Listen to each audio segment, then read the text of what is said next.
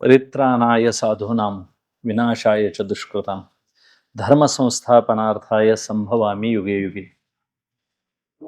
अध्याय 4, श्लोक 8. त्या श्लोकावरल्या टीकेमध्ये माऊली सांगतात, ते वेळी आपुल्या चैनी कैवारे मी साकार होऊन अवतरे, मग अज्ञानाच्या अंधारे गिळून निघाले. देवाचं येणं सांगतात की वेळोवेळी ईश्वर जगत कल्याणासाठी जगत कार्यात काहीतरी बिघाड झाला की दुरुस्ती करता अवतार घेतात. अवतार घेण्याचं प्रयोजन सांगतात. आता भगवद्गीतेच्या माध्यमातून भगवान श्रीकृष्ण परमात्मा आपलंच आज अमर अविनाशी नित्य असं स्वरूप अर्जुनाला सांगायला लागलेले. अजोपि सन् अव्यय आत्मा भूतानां ईश्वरोपि सन् प्रकृतीं स्वामधिष्ठाय संभवाम्यात्मा मायया. संभवामी, मी अवतार घेतो, उदयाला येतो, प्रकट होतो. आता हे देवाच्या दृष्टीनं अर्जुनाला सांगितलं, पण अर्जुनाला ते तितकंसं पटलेलं. म्हणजे अर्जुनांची देवाकडे बघण्याची दृष्टी होती ती अधिभौतिक होती. आमच्या मामांचा मुलगा, कारण कुंती वसुदेवांची बहीण होती. या नात्यानं नाते भाऊ, मामे भाऊ अशा नात्यानं अर्जुन बघत होते. आणि मग अर्जुनाला देवांना असं सांगायचं आहे की बहुने मी व्यतीतानि जन्मानि तव च अर्जुना. अर्जुना, तुझ्याने माझे पुष्कळ जन्म झालेले आहेत. ते जन्म तुला आठवत नाहीत, मला मात्र आठवतात. ते आठवण्याचं खरं कारण काय की माझी उपाधी आहे ती शुद्ध सत्वगुण प्रधान माया आहे, आणि ती माया माझ्या ताब्यात आहे.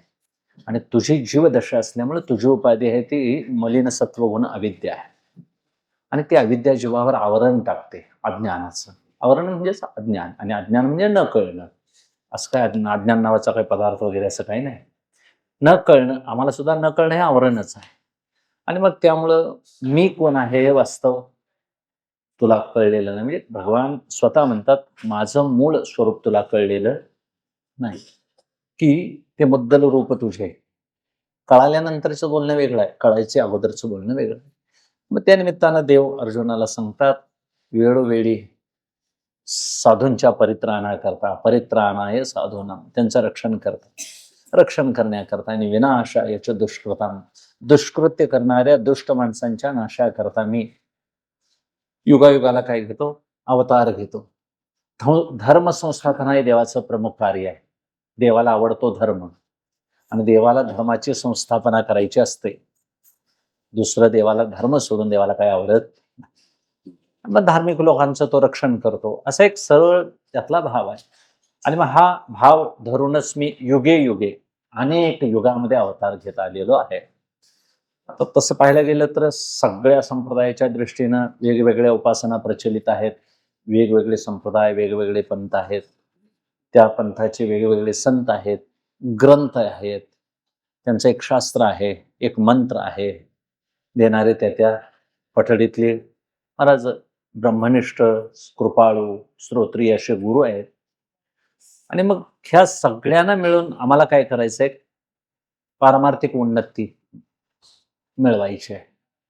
आता भगवान दत्तात्रेयांचा आविर्भाव काल आहे, जन्मकाळ आहे. आता परवा चिरंजीव देवता आहे. तुम्हाला सर्व आता गुरुचरित्राचं पारायण करणारी मंडळी, एवढं काही सांगण्यासारखं नाही आमच्याकडे. की दत्त महाराजांचा अवतार हा स्वयंभू मनुष्य कालापासून आहे. म्हणजे त्याचा आधी सांगता येत नाही, अनादि अनंत आहे. आणि त्यांनी ज्ञान देण्याचं सदैव कार्य करत आजही आलेले आहेत, आत्ताही आहेत. आता तुम्ही आम्ही अशी श्रद्धा ठेवली तर ते पुढं उभारलेले आहेत, बसलेले आहेत. स्मृतुर्गामी आहे, स्मरण केल्याबरोबर पुढं उभे राहणारे. मुळातच दत्त शब्द दिलेला या अर्थात आहे, दान दिलेला, दुसऱ्यासाठी कायम देत आलेला.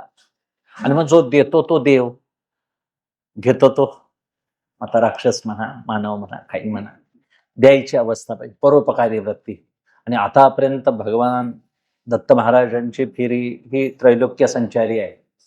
त्यांना कुठं पाताळात अडवलेलं नाही का कुठं. हे आता तुम्ही आम्ही म्हणायचं स्वर्ग, मृत्यू, पाताळ, चतुर्दश भुवन. महाराज नाहीत असं ठिकाण कोणतं आहे सांगा.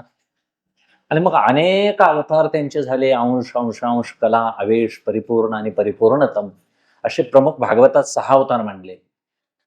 निर्गुण निराकार परब्रह्माचे सृष्टी निर्माता ईश्वर म्हणून तोच परमात्मा सगुण निराकार झाला, गुणाचा स्वीकार करून तोच परमात्मा सगुण साकार रूपात पुढे उभा राहिला. आणि तोच सगुण साकार परमात्मा आमच्या पावित्र्यामुळे आम्हाला दिसत नाही, आम्हाला तो मूर्ती रूपात बघावा लागतो. आता 3 शिरे 6 हात असं दत्त महाराज आम्हाला बघावे लागतात. वक्रतुंड रूपात भगवान गणेशांना बघावं लागतं, वामन रूपामध्ये, परशुराम रूपामध्ये, राम रूपामध्ये, कृष्ण रूपामध्ये, देवघुडा चरणी वाजवितो बिन असं देवाला बघावं लागतं. पांडुरंगाला समचरण दृष्टी विटेमध्ये साजली. आता ही रूप तशी साधना ठेवली, हे आपल्या कल्याणाकरता ठेवलेली आहे, भेद म्हणून ठेवलेली नाही. शेवटी तत्वाचा विषय विचार केला तर स्वरूपदृष्ट्या सगळ्या देवदेवतांचं सामर्थ्य देवत्व हे स्वरूपदृष्टी एकच आहे. फक्त क्रियाशक्ती जगत कल्याणासाठी जगताच्या कार्यासाठी वेगवेगळ्या धारण केल्या. मग त्यात कोणत्या गुणाचा आविर्भाव जास्त झाला, त्या गुणाचा आविर्भाव जास्त असणारा तो अवतार प्रसिद्ध झाला. मग तमोगुणाचा आधिक्य असणारा भगवान शिवांचा अवतार आहे, रजोगुणाचा आधिक्य असणारा ब्रह्मदेवांचा अवतार आहे, सत्वगुणाचा आधिक्य असणारा भगवान विष्णूंचा अवतार आहे. लक्ष्मी माता रजोगुणाचा आविर्भाव आहे, सरस्वती किंवा सावित्री माता सत्वगुणाचा आविर्भाव आहे, आणि महाकाली पार्वती तमोगुणाचा आविर्भाव आहे. आता ती तमोगुणी आहे असं नाही, गुणांचा स्वीकार केला. तुम्ही आम्ही तमोगुणी आहे, तुम्ही आम्ही रजोगुणी आहोत, तुम्ही आम्ही सत्वगुणी आहोत, होतो कधीतरी खालीवर आमचा गुण होतो. असं एक पटवून घ्यायचं की आम्हाला 3 गुणांच्या प्रभावानं जीव व्यवहार करतो. देवाला 3 गुणामध्ये व्यवहार जरी केला तरी त्याची बाधा त्याला लागत नाही. आणि संतांचा तर गुणातीत हा स्वभावच आहे मूळचा त्यांचा, त्यांनी फक्त लीला म्हणून कर्म करायचं. म्हणून भगवान दत्त महाराजांना देव म्हणून बघावं का संत म्हणून बघावं ही अडचण आहे. देव म्हणून बघावं तर कुठं युद्धाला उभारलेले नाही, कुठं गुरुचरित्रात असं बघितलंय तुम्ही? पण मदत केली, मागे राहून कसं ना त्यांनी काय केलेले मदत केली. अनघा लक्ष्मीच्या रूपामध्ये दत्त महात्म्यामध्ये वासुदेवानंद टेंबे सरस्वती स्वामी सांगतात की ज्यावेळी देवाना देवासुर संग्राम झाला त्यावेळी इंद्राला जय मिळेन असा झाला, त्यावेळी त्या दैत्यांना मारण्याकरता भगवंतानी पातिव्रत्य भंग करायच्या हिशोबानं आपण एक रूप धारण केलं. त्या रूपानं दैत्य मोहित झाले. मोहित झालेल्या दैत्याने दत्त महाराजांच्या मांडीवर बसलेली महामाया रूपी अनघा लक्ष्मी तिचं हरण केलं आणि त्यामध्ये दैत्य सगळे निस्सत्व झाले आणि दैत्यांचा पराभव झाला अशी कथा टेंबे स्वामी सांगतात. हेतू इतकाच की दत्त महाराजांच्या प्रभावानं देव जिंकले, पण स्वतः त्यांनी युद्ध केलं नाही. हेतू इतकाच की आमच्या उद्धाराकरता त्यांनी संतत्व आजही पत्करलेलं आहे. स्वतःही त्यांनी गुरुत्व स्वीकारलं, अनेक लोकांना त्यांनी ज्ञानदान केलं. नवनाथ संप्रदाय तर त्यांच्यापासूनच आला. आदिनाथ शंकर आणि भगवान दत्तप्रभू हे आमच्या सगळ्या ज्ञानाचे मालक आहेत. आज तागायत त्यांनी कोणत्या धर्माला ज्ञान दिलं नाही असा धर्म नाही. उगाच आता हे आम्ही म्हणतोय सगळे येशू ख्रिश्चन धर्म, पैगंबरांचे धर्म, ज्यू धर्म हे सगळे आगरी वेगवेगळ्या अनेक लिंगायत धर्मापासून सगळ्या धर्मापर्यंत बघायला केलं तर दत्त महाराजांनी कोणाला उपदेश केला नाही असं नाही. गुरु अपारपण स्वरूप आहे त्यांचं. म्हणून प्रत्यक्ष गुरु म्हटलं की साक्षात श्री गुरुदेव दत्तच माणसं म्हणतात. त्यांना अपारपण आलेलं आहे, म्हणून कोणता धर्म दत्त महाराजांनी सोडलेला नाही. आता त्यांनी दान दिलं, वेगवेगळ्या पद्धतीने वेगवेगळे उपदेश केले. मग त्यामध्ये प्रसिद्ध नाथबाबाही वर्णन करतात. म्हणजे आमच्या वारकरी संतांचं एक कौतुक असं का वाटतं की आपल्या वारकरी संतांनी जिथं शुद्ध ज्ञान आहे तिथं मात्र त्यांनी आपलं वंदन सगळ्यांना केलेलं आहे. जिथं निकोप निर्दोष असं ज्ञानाचं लक्षण सांगितलं, भक्ती सांगितली, तिथं वारकरी संप्रदायानं माथा टेकवलेला आहे. मला अगदी तुकोबाराया भक्तीचे आचार्य आहेत तरी देखील 3 शिरे 6 हात तया माझे दंडवत काठी झुळी पुढे श्वान नित्य जाण्य विचेष्णा माथा शोभे जटाभार अंगी विभूती सुंदर शंख चक्र गदा हाती पायी खडावा गर्जती तुका म्हणे दिगंबर तया माझा नमस्कार. अभंग गात्यात नाही, क्षेपक म्हणतात, पण असं अस्सल वर्णन करणार अभंग तुकोबारायांच्या शिवाय दुसरं कोण लिहिणार? अगदीच अचूक वर्णन केलेलं आहे. असंच वर्णन ज्ञानोबारायाही करतात.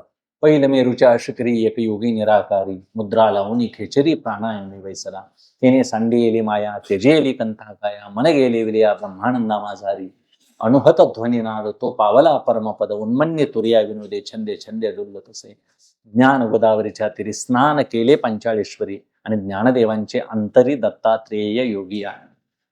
भगवान दत्त प्रभू हे ज्ञानोबराय म्हणतात माझ्या हृदयामध्ये आहेत.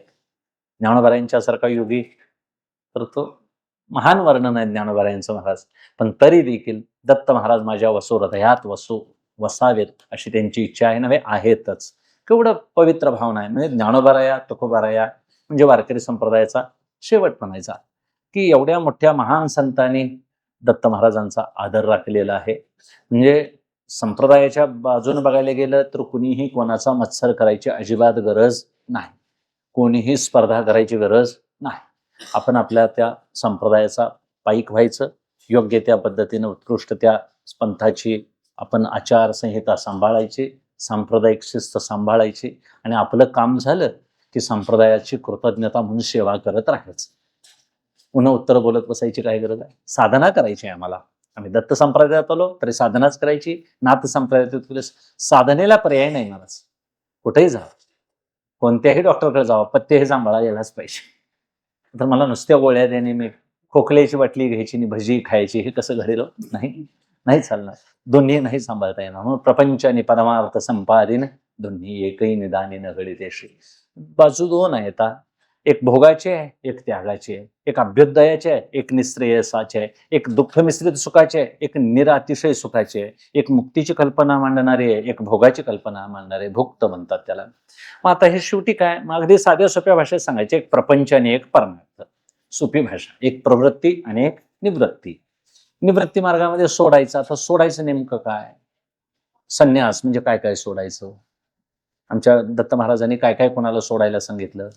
सगळ्या गुरुचरित्रापासून बघा, दत्त प्रबोध ग्रंथात बघा, दत्त महात्म्य ग्रंथात बघा, अनेक त्यांचे वेगवेगळे क्रियाकर्म सांगणारे तांत्रिक धर्म वेगवेगळे ग्रंथ. दत्त महाराजांनी कोणतंही ठिकाण सोडलं नाही. नवनाथ संप्रदायात तर अफार सामर्थ्य किमियाच करून टाकलेले आहे. पण साधकाच्या दृष्टीनं आम्हाला टेंबेस्वामीने फार जागा केलंय जागी जागी. कारण टेंबेस्वामी म्हणजे आमचे जसे ज्ञानोबराय होऊन गेले तसे दत्त संप्रदायाचे ज्ञानोबराय म्हणजे टेंबेस्वामी. सगळे बारकावे बाजूला थोडे थोडे थोडे थोडे काढले आणि साधकांच्यासाठी सोपा सोपा सोपा दत्त संप्रदाय केला त्यांनी. त्यामुळे आज आम्हाला दत्त महात्म्य आबाल वृद्धास आमच्या माता माऊलींना वाचता येतो. घर बसल्या कधीही दत्त महात्म्याची पारायण करता येतात. हे दत्त महाराजांचा म्हणजे टेंबेस्वामींचा आमच्यावर उपकार आहेत. कुठं मानगाव तपश्चर्या कुठं केली आणि गरुडेश्वरला समाधी घेतली. पण तुमच्या आमच्यासारखं सामान्य जीवन टेंबेस्वामींचं. म्हणजे काय सामर्थ्य तपाला आहे साधनेला. म्हणून साधना करायची, आपलं काम झालं, कृतार्थता झाली की कृतज्ञता मात्र सोडायची नाही. कृतज्ञता भाव पाहिजे. हेतू इतकाच, कोणताही संप्रदाय असू दे, नाथ संप्रदाय, चैतन्य संप्रदाय, आनंद संप्रदाय, स्वरूप संप्रदाय, दत्त संप्रदाय, हे संप्रदाय सगळे महाराज सर्वज्ञ अशा ईश्वरापासून निर्माण झालेले आहेत. अनादी कालापासून चालत आलेले आहेत. आणि कुठं असं कमी जास्त वाटतंय त्यावेळी एखादा संत रूपातला अवतार आलेला आहे, एखादा देव रूपातला अवतार आलेला आहे आणि त्यांनी झालेल्या अडचणी दूर केलेल्या आहेत आणि त्यातून भक्तांना आम्हा तुम्हाला सन्मार्ग दाखवलेला. म्हणून शहाण्या मनुष्याने एक समन्वयाची दृष्टी ठेवावी. कोणत्याही धर्माचा उच्छेद होऊ नये. तिथली साधना त्या पद्धतीने चालावी. आता गुरुचरित्र पोथीचं पारायण सुरू आहे आपल्याकडं, तर त्या पद्धतीनं व्हायला पाहिजे. तिथं आपला अट्टहास करायचा नाही. दुसऱ्या संप्रदायानं तिथं हे करू नये. त्या पद्धतीनं सेवा करायची. आणि मग सेवा केल्यानंतर काय, देवाला आवडेल अशी सेवा केली तर त्याला सांगावं लागत नाही महाराज. तो द्यायचा तो देतोच, पदरात आपल्या माप टाकतो. मग साधनेला ज्यानी महाराज साधक म्हणून उतरायचं आहे त्यांनी ह्या श्रद्धा जोपासायलाच पाहिजे की देव अवताराला येतो, हे मान्यच करायला पाहिजे. आता तो काय येतो, कशासाठी येतो, ही कारणं सांगितलेली आहेत. कारण अधर्माची ज्यावेळी बाजू वाढली जाते, धर्माला ग्लानी येते, त्यावेळी देव येतो असं म्हणतात. अधर्मी लोक वाढतात, अधर्माचा विचार करणारे लोक वाढतात. माणसं तीच आहेत, फक्त बुद्धी अधर्मानं भरलेली असते. आता संत दृष्टीने बघायला गेलं तर देव आला तर माणसंच मारून टाकतोय अधर्मी. संत आले तर संतांचं असं आहे, माणसं मारण्यापेक्षा त्यांच्यातला तो वाईट गुण तेवढा मारावा. म्हणजे संतांचं कार्य जरासं अतिशय बारकाव्याचं आहे. देवाचं काम मात्र वर आपला एकदा काय करायचं, अधर्मी माणसं आपली मारून टाकायची आणि मग त्याच्या न्यायानं तो जातो. ज्याच्या त्याच्या कर्माचा हिशेब देतो आणि निघून जातो. संत मात्र असं नाही. जडजीवांचा उद्धार व्हावा, जे खळांची व्यंकटी सांडोतया सत्कर्मी रती वाढो, भूता परस्परे पडो मैत्री जीवांचे, एकमेक माणसं अक्षी समन्वयानं राहे. हे विश्वसघर म्हणणारे सगळे संत आहेत. म्हणून साधूंना काय करायचं आहे, परित्राण रक्षण करायचं आहे. देवाला कळकळ येते.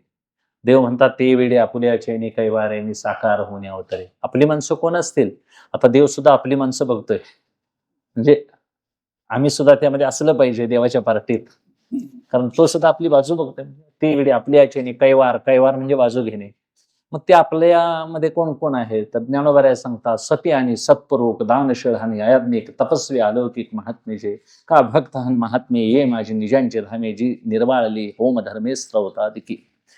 ज्यांच्या घरात सदैव नामाचं चिंतन सुरू असतं, सती महान पतिव्रता आहेत, सत्पुरुष धर्मानं वागणारी, विधीचा पालन करणारी, निषेध न करणारी माणसं, मुमुक्षु तळमळ चित्तात त्यांच्या, मला देव भेटावा असं इच्छा आहे, ईश्वर मला देवदर्शन व्हावं अशी वाटते, साक्षात्कारापर्यंत मजल जावी अशी इच्छा, मला ज्ञान द्यावं, अशा पुरुषांच्या घरी, दानशील पुरुषाच्या घरी ती ठिकाणं माझी आहेत म्हणतात. यज्ञ करणारा याज्ञिक एखादा पवित्र अंतःकरणानं, ह्या सगळ्या गोष्टी, यज्ञात आहुती दिली जाते नारायण परमात्म्याला. आणि माझा निष्काम भावनेने हे सगळे करणारे पुरुष जर जिथं असतील तर ती माझी ठिकाण आहेत. आणि या ठिकाणी जो त्यांना त्रास करतो त्यांच्या उच्छेदासाठी देव येतो. रामप्रभूंचा यज्ञ मोडत होते, आपला कोणाचा, विश्वामित्रांचा, राक्षसादी, म्हणून रामप्रभूंना तिथं विश्वामित्रांनी नेलं, यज्ञाचं संरक्षण केलं. आता ती यज्ञाची ती कर्मकलाप थोडा थोडा कलियुगाच्या मार्यानं कमी आला. पण असे ना का आजही काही ठिकाणी जर भजनाला त्रास व्हायला लागला, काय झाला, पुढं कलियुगाच्या अंतिम चरणात काय होईल सांगता यायचं नाही. त्यावेळी स्वतः देव अवताराला येतील. येणारी माणसं देवाचं स्वरूप तेज बघतील, भाग्यवान असतील ती सुद्धा. हेतू काय? ईश्वर अवताराला येतो सगुण साकार रूपात, हे सगळ्या संप्रदायांनी मान्य केलेलं आहे. आणि मग ते तेज घेऊन आलेला परमात्मा निर्गुण निराकाराच्याच योग्यतेचा असतो, त्यात काडीचा बदल नाही, फरक अजिबात असत नाही. 1 किलो सोन्याच्या तुकड्यातील 100 ग्रॅम सोन्याचे दागिने केले तर किमतीला कमी भरतील काय, कसाला कमी भरतील? किमतीला कमी भरतील, पण कसाला मात्र अजिबात कमी भरणार नाही. तसं दत्त महाराज कसाला कमी नाहीत, कृष्ण परमात्मा कसाला कमी नाहीत, भगवान शंकर परमात्मा कसाला कमी नाहीत. हा, आता त्यांच्या त्यांच्या आविर्भावावर तो काय ठरतो, त्यांचा तेज ठरतो. आणि मग हे ज्याचं त्याचं तेज हे शास्त्राने पुराणाने देवादिकांच्या युद्धामध्ये वापरलेलं आहे. त्या शक्ती त्यांनी आपापल्या ह्यात ठेवलेल्या आहेत. मग हे सगळं आनंदानं स्वीकारायचं, पारायण करायची, वाचायचं. आपला देह पवित्र होतो, वाणी पवित्र होते, मनही निष्पाप होतंय. मग यानं काय होतंय, त्यानं काय होतंय असं उदास होऊन नाही चालणार. उपदेश म्हणून बोलतोय असं अजिबात नाही. माणसं म्हणतात काय होतंय, वाचून काय, तर वाचून काय होतंय, अदृश्य फळ आहे, ते काय आम्हाला दिसलेलं नाही. मग प्रत्येक गोष्ट बघायची झाली म्हणून गुरूंचा महिमा वाचावा लागेल, स्वामी समर्थ महाराजांचं चरित्र वाचावं लागेल, आचार्य शंकरांचं शंकर दिग्विजय चरित्र वाचावं लागेल, ज्ञानोबारायांचं ज्ञानेश्वर विजय चरित्र वाचावं लागेल, शंकर महाराज धनकवडीकर बाबांचं चरित्र वाचायला पाहिजे. महाराज त्यांनी काय लिहिलंय, का असं केले असेल, श्रद्धा असावी. श्रद्धा ही मोजक्याच ठिकाणी असावी, भरपूर ठिकाणी असू नाही. ब्रह्म आहे ही एक श्रद्धा पाहिजे, आणि ते ब्रह्म मी आहे अशी एक श्रद्धा पाहिजे. ते ब्रह्म शास्त्र जसं सांगतंय तसं सांगणारे गुरु आहेत, ते गुरु कधी खोटं बोलत नाहीत, ब्रह्मनिष्ठ असतात. त्या गुरुवर एक श्रद्धा पाहिजे आणि त्या शास्त्रावर श्रद्धा पाहिजे. आणि एवढं करून ईश्वर नावाचं एक तत्व आहे आणि ते सगळ्या जगाला कर्मसूत्रात बांधून फिरवतोय. तो ईश्वर दिसत नसला तरी आहे आहे आणि आहे अशी श्रद्धा पाहिजे. नाहीतर मग असला तर देव दाखवा म्हणणारे लोक आहेत, आणि देव काय दुर्बिणीनं दिसत नाही, आणि दुर्बिणीने दाखवतो म्हणणार अजून जन्माला आला नाही, आणि बघणारा मूर्ख काय बघायला तयार. आज विज्ञानाची साधनं येते, विज्ञान साधनं बनविल आणि तत्वज्ञान साधनेवर आरूढ असतं. तत्वज्ञान वेगळं आणि विज्ञान वेगळं. विज्ञान हे बदलत जाणार आहे, तत्वज्ञान मात्र कधीही बदलत नाही, कारण तत्व एकच आहे. एक तत्व नाम आहे, दृढ जरी माना. मग ते नाम तत्व माना, ब्रह्मतत्व माना, सगुण साकाराचं एखादं नाव माना, काही म्हणा, यातून आम्हाला काय करायचं आहे, अज्ञान रूपी एक आमच्यावर आलेलं आवरण आहे ते दूर करायचं आहे. फक्त तो ईश्वर माझ्या हृदयात आहे नव्हे, तोच मी आहे.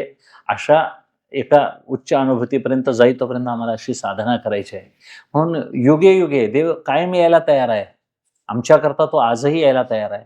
नव्हे, दरवर्षी आम्ही हे का साजरं करायचं, तर आमच्या बुद्धीवर आलेलं आवरण आहे, अश्रद्धा निघून जावावी. कारण जुन्या काळामध्ये लोहाराच्या शाळेमध्ये भाता मारून ठेवायचा सारखा. कारण त्या कोळशावर आलेला एक पांढरा राखेचा थर आहे, तो काय करायचा हो, उडवायचा. उगाच एक दोन भाते मारून ठेवायचे, म्हणजे त्याच्यावर आलेली राख काय जाते, उडून जाते. तसं दत्त जयंतीला एक दोन भातं मारून ठेवायचं. तर का रामनवमी येते. तर का रामनवमी आल्यावर मग पुढं वामन जयंती आहे, नंतर नंतर परशुराम जयंती आहे, अक्षय तृतीयेचा काळ आहे. असते असते असते असं आम्हाला जागं ठेवलेलं आहे आमच्या संप्रदायानं, धर्मानं जागं ठेवलेलं आहे. कारण हे असं मारत ठेवलं तर कुठं कुठं तरी, नाही तर मग हे इतकं करून सुद्धा आमची लोक मापात नाहीत म्हटल्यावर केवढं मोठं भांडवल लिहिलंय महाराज. एवढं लिहून आणि देवाविषयी शंका धरतात. म्हणजे असं परदेशात आहे का असं वाटतं एक एक वेळा आपल्याला. म्हणजे माहिती सुद्धा नाही, म्हणजे पांडव हे होते का नाही असं वाटतंय. आताच्या मुलांना ते माहितीच नाही. महाभारत रामायण या गोष्टी वाचायला पाहिजे महाराज. वाचनानं काय होईल, एक मन सशक्त बनेल.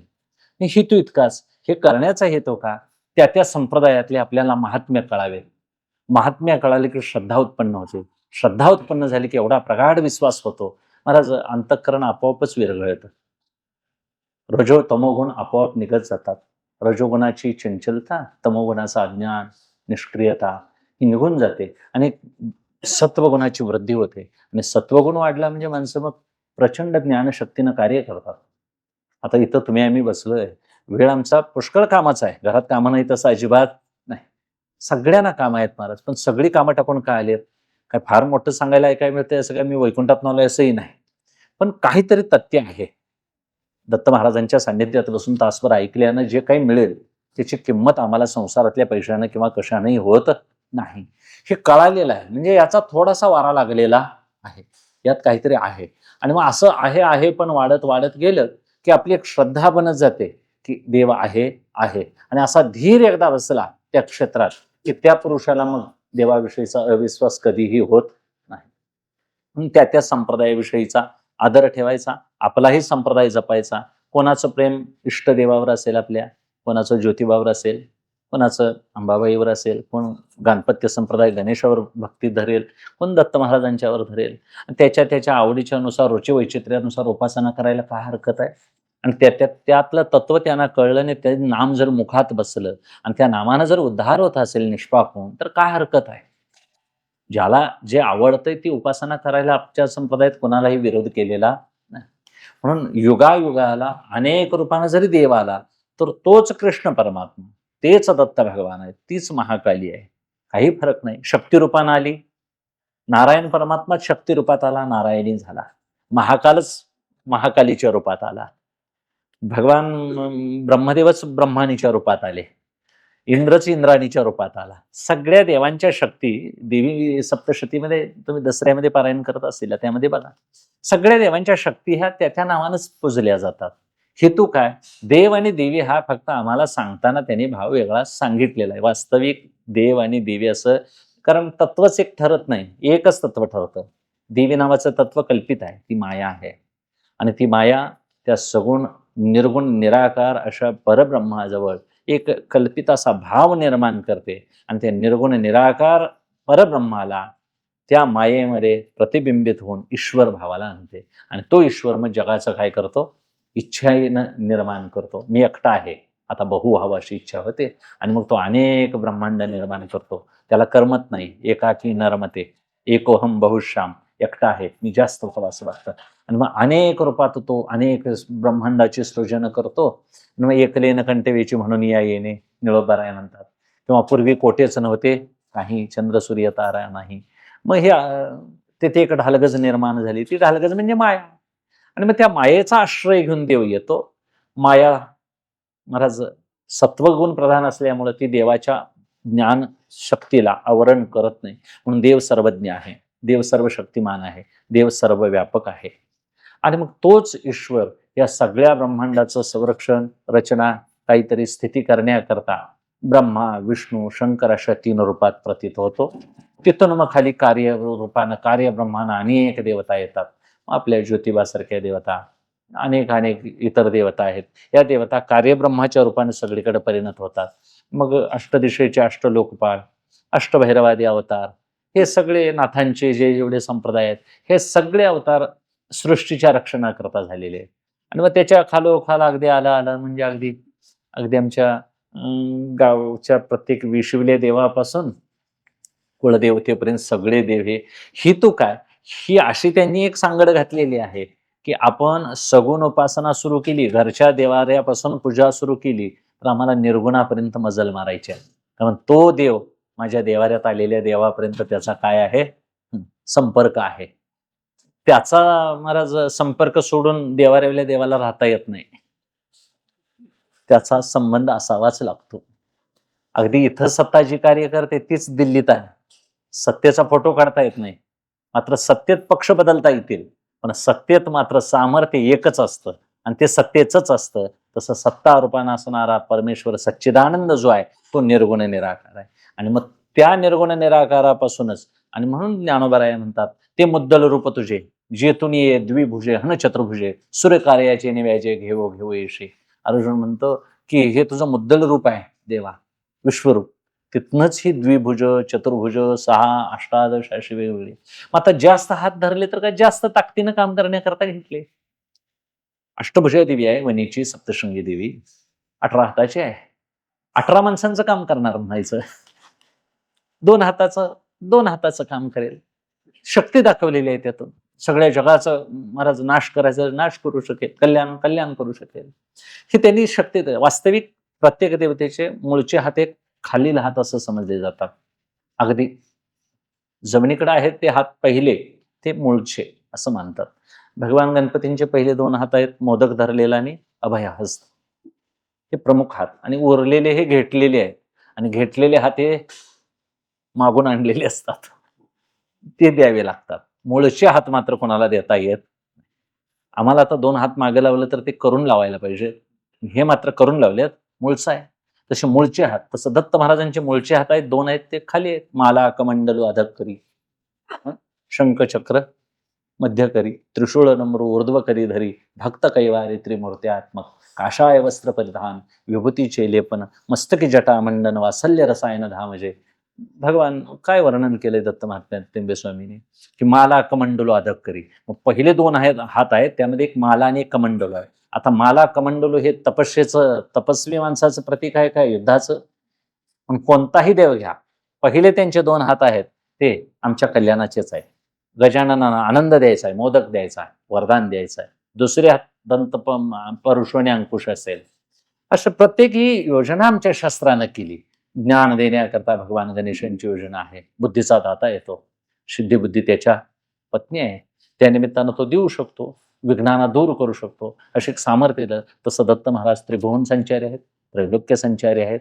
अनेक महाराज पंथांना त्यांनी ज्ञानदान केलं, अनेक शुद्धयोगी त्यांनी बनवले.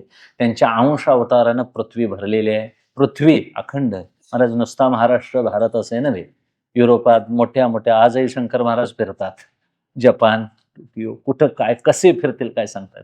खंडयोग राजयोग काय कोणत्या योगाचा आश्रय घेतील सांगता यायचं नाही. म्हणजे असे अपार सामर्थ्य आहे त्यांच्याकडं. आणि मग त्या संप्रदायाचा आविर्भाव काल मनुराजापासून म्हणजे स्वयंभू मनुच्या सुरुवातीपासून सांगतात. आणि मग त्याचं वेगवेगळ्या रूपात आम्हाला सांगताना आमच्या साधू संतांचे आमच्यावर एवढे उपकार आहेत महाराज. 700च्या 800च्या शकेच्या काळात पहिला श्रीपाद स्वामी वल्लभांचा अवतार झाला असं सांगतात आपल्याकडे. ते आम्हाला प्रगट अवतार हे 3 पहिले झाले म्हणतात. एक श्रीपाद श्री वल्लभ स्वामी, दुसरे नरसिंह सरस्वती स्वामी आणि तिसरे स्वामी समर्थ महाराज. असे 3 प्रमुख अवतार आम्हाला सांगितले. त्यानंतर आणि त्यांचे 24 अवतार नवीन आहेत. कोण 16 अवतार म्हणतात, काल अग्निशमन, त्यानंतर यदो अवधूत. ज्या ज्या शिष्याना जो जो बोध केला त्या शिष्याबरोबर धरलेला अनेक अवतार, असे वेगवेगळे अवतारांनी मानले. त्यात आमच्यात दत्तभक्ती नाथबाबांनी केली, जनार्दन महाराजांनी केली, पंत महाराज बाळेकुंद्रीकरांनी केली, अनेक आणि हे तर प्रमुख अवतार आहेतच. म्हणजे यांनी दत्तभक्ती वाढवली. त्यात जास्तीत जास्त इतिहास जास्त केला. नरसिंह सरस्वती स्वामींनी जास्त दत्त महाराजांचा प्रचार आणि मोठा प्रसार केला महाराज. म्हणजे साक्षात ते एकमुखी दत्तच बनायचे तिघे जणही, एवढं सामर्थ्य. पण त्यांचं चरित्र या निमित्तानं बघायचं, जन्मकाळाच्या निमित्तानं काहीतरी पारायण करायची, त्या निमित्तानं अंतःकरण आपलं शुद्ध करायचं. या निमित्तानं एक भगवंतानेही असा वस्तुपाठ घालून दिलेला आहे, मीही अवताराला येतो. आता तो येणारा मी दत्त संप्रदायातला मी वेगळा नाही, नाथ संप्रदायातला मी वेगळा नाही, आणि कोणत्याही संप्रदायातला मी फक्त उपाधी वेगळी आलेली आहे. तुकोबाराया, ज्ञानोबाराया हे फक्त शरीर वेगवेगळी धारण करून आलेली आहेत, नाहीतर तत्वतः स्वरूपतः ते एकाच तत्वाचे आहेत. फक्त क्रिया करण्याकरता वेगवेगळं रूप धारण. एवढं कळलं की भेद निघून जातो, आणि भेद निघाला की अभेदातून तत्वज्ञान कळतं. म्हणून दत्त महाराजांनी कुठेही महाराजांच्या वेदांताला धक्का लावलेला नाही, सगुण उपासनेला धक्का लावलेला नाही. सगळ्यांची अगदी समन्वयाची भूमिका सगळ्या संतांनी मांडलेली आहे. म्हणून 800च्या काळामध्ये म्हणतात शकेच्या श्रीपाद वल्लभांचा पहिला होता. श्रीपाद वल्लभ ज्यावेळी आंध्रामध्ये पिठापूरला त्यांचा जन्म आहे, त्यानंतर त्यांनी 16 वर्ष साधना केली कुरवपुरामध्ये, कर्नाटकामध्ये. आणि मोठी साधना केल्यानंतर महाराज श्रीशैलमला गेले, कर्दळी वनामध्ये गुप्त झाले. आणि तोच दुसरा अवतार त्यांचा नरसिंह सरस्वती स्वामींचा. तो बहुतेक शके 1300च्या काळामध्ये झालेला आहे. 1301 पासून त्यांचा अवतार चरित्र आहे नरसिंह सरस्वती स्वामींचं. लाडाच्या करंजाला विदर्भामध्ये जन्म आहे. त्यांनी तपश्चर्या केली गाणगापुरात, आपली नरसिंहवाडीला तर 12 वर्ष राहिले. औदुंबरामध्ये आणि आपल्या भिलवडीला 6 महिने राहिले. मोठी नामसाधना, दत्त संप्रदायाचा मोठा त्यांनी विशाल असा महाराज प्रपंच, मोठ्या मोठ्या ग्रंथांची निर्मिती केली. आणि तपश्चर्या काय असते, काय पावित्र्य असतं हे त्यांनी स्वतः दाखवून दिलं. आणि मग आपल्या शिष्यानं सांगून गेले, कर्दळीच्या पानांनी लपेटलेल्या बुट्टीमध्ये बसून कृष्णा नदीतून वाहत वाहत वाहत आंध्रामध्ये महाराज नल्लमलाई पर्वतात कृष्णा नदीच्या अगदी जिथं 7 समुद्राला कृष्णा नदी मिळते तिथं कर्दळी वनामध्ये ते गुप्त झाले. गेल्यानंतर परत महाराजांनी फुलं आणि आपण बसलेली पर्णाची बुट्टी पाठवली. असाही काही शिष्यांना उपदेश केला, तुम्ही शोक करू नका, गाणगापुरामध्ये मी आहे, तिथं वास्तव्य आहे माझं म्हणून सांगितलं. आजही गाणगापुरामध्ये महाराजांचं वास्तव्य सद्भक्तांना जाणं होतं. तिथून महाराज जवळजवळ ध्यानस्थ बसले अशी कथा आहे. 1, 2, 10 वर्ष असे नव्हे, जवळजवळ 350 वर्ष तपश्चर्येला बसले नरसिंह सरस्वती स्वामी, इथला अवतार संपवून गेल्यानंतर. आणि 350 वर्ष बसले तिथं. अगदी कर्दळी वनामध्ये एक वटवृक्ष, एक बेलाचा वृक्ष, एक पिंपळ होता म्हणतात, औदुंबर होता, अशी पवित्र झाडं होती. त्या झाडाच्या जवळ ध्यानाला बसले. मागं मोठा कडा आहे आणि डोंगराच्या काठाला मोठं वन आहे. आदिवासी समाज आहे, तिथं कोण जात नव्हतं पूर्वी, आताही जाणं मुश्किल आहे. कर्दळी वनाचा रस्ता फार अवघड आहे. आणि तिथं 350 वर्ष बसल्यानंतर अंगावर वारुळं वगैरे वाढल्यानंतर मुक्त संचार नागांचा वगैरे, कारण पायरव झालेलं जंगल नव्हे, ते माणसं फिरणारं जंगल नव्हे. आता माणसं जाईत नाही असं ठिकाण नाही महाराज. अशा पवित्र ठिकाणी नरसिंह सरस्वती स्वामी 350 वर्ष निर्विकल्प समाधीतच होते म्हणा. एक दिवस एक आदिवासी काय कर्मधर्म संयोगानं त्याला लाकडाची उणीव भासली, लाकडं आणण्याकरता गेला आणि झाडाची फांदी तोडण्याकरता त्यांनी कुऱ्हाड मारल्यानंतर ती कुऱ्हाड वारुळातच शिरली. ती महाराजांच्या मांडीपर्यंत गेली आणि मांडीला लागली अशी कथा आहे. तिथून रक्त व्हायला लागलं. ते वारुळातून रक्त बाहेर आल्यानंतर तो आदिवासी ब्याहल्यानंतर अपराध, क्षमा, काय माझं चुकलं, काय चुकीचं झालं म्हणून तो अगदी महाराज ग्लानी येऊन थकवा आल्यासारखा बसला. आणि त्या वारुळातून एक 6.5 फूट उंचीचे अगदी धिप्पाड असे उंच शरीरयष्टी, भव्य डोळे, भेदक दृष्टी, अजान बाहू हात आणि विशाल खांदे, रुंद छाती, आणि असं एक अगदी वैराग्य तपोनिष्ठ असं एक महाराज व्यक्तिमत्व उभं राहिलं. आणि ते आमचे स्वामी समर्थ महाराज, तेच नरसिंह सरस्वती, तेच श्रीपाद वल्लभ महाराज, तेच तिसऱ्या रूपामध्ये स्वामी समर्थ महाराज आले. तडक त्या आदिवासाला आशीर्वाद दिला, दर्शन दिलं. तिथून आले, बंगाल, कलकत्ता फिरले. स्वामी समर्थांनी कोणालाही आपला पत्ता वगैरे काही चरित्र सांगितलं असं मला तरी वाटत नाही. फक्त आम्ही कुठून आलो, कर्दळी वनातून आम्ही आलो असं एवढंच सांगितलंय. कारण महापुरुषांचा किंवा देवाचा आविर्भाव काळ, प्रकट काळ काही सांगता येतं, काही नाही. अनादि अनंत आहे स्वरूप. आले. आल्यानंतर मग त्यांनी अक्कलकोटला थांबले. इतर मोठे मोठे चमत्कार, मोठे मोठे आता साधू संतांचे चमत्कार म्हटले की लोक धावतात जास्त तिकडं. वास्तविक चमत्कार हा संतांच्या दृष्टीने शब्दच लावू नाही. कारण चमत्कार हे माणसांचे असतात ना, जादूगार कोणतरी करतात पोटासाठी केलेले चमत्कार. आणि संतांचा किंवा देवाचा आहे तो महाराज एक पद्धतीची लीला म्हणायची. लीला करत असताना केलेल्या कार्याविषयीचं बंधन त्यांना लागत नाही. केलेल्या कर्माचं फळ त्यांना भोगावं लागत नाही. ते करतात ते त्यांना पोटासाठी काही करावं लागत नाही. ते करत असताना त्यांचा अनुकूल प्रतिकूल भाव असत नाही. त्यांना कुणाविषयी द्वेष, कुणाविषयी राग अजिबात असत नाही. आणि मग आपल्या करण्यातून जगाचं कल्याणच होईल असं ते करतात. म्हणून संतांनी केलेलं, देवानी केलेलं कार्य हे लीला म्हणूनच बघायचं. कारण त्यांचं शरीर, त्यांची कृती ही अतिउच्च कोटीची असते. आणि तुमची आमची कृती ही रागलोभानं प्रेरित असते. काहीतरी मिळावं म्हणून आम्ही करत असतो. त्यात मी कर्म करता आमची इच्छा असते, मी कर्तृत्ववान आहे असं प्रत्येकाचा एक अहंभाव असतो. म्हणून देवाचं किंवा संतांचं करणं हे फार पवित्र असतं. आणि मग त्यांनी केलेलं कर्म नुसतं वाचलं तरी आमचं जीवन पवित्र होईल. पवित्र होईन चरित्र उच्चारे रूपाच्या आधारे ओजरिया, किंवा चरित्र ते उच्चारावे केले देवे गोकुळी. भगवान कृष्ण परमात्म्याने केलेली लीला, रामप्रभूंनी केलेली लीला वाचली तर महाराज जीवन मुक्त होईल पुरुष, एवढं सामर्थ्य आहे. मग हे कधी कळेल? श्रद्धा ठेवल्याशिवाय नाही कळणार, पवित्र अंतःकरणाशिवाय हे नाही कळणार. आणि ते पवित्र अंतःकरण होण्याकरता आम्हाला रजोतमो गुण असते असते असते असते घालवावे लागतील.